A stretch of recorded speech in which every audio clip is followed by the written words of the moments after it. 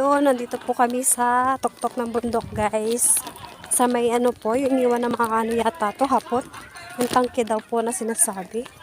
Ay, ipapakita ko po sa inyo yung ano, tangke.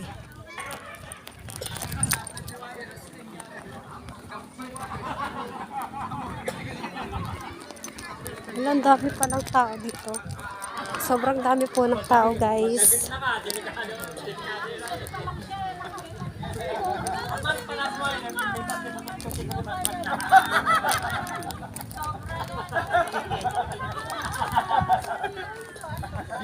Yung malasa ko na to eh.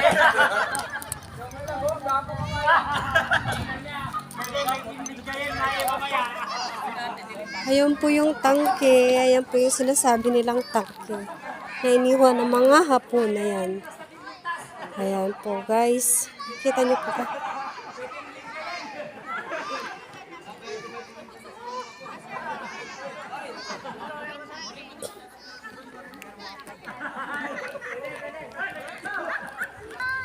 It's so beautiful here.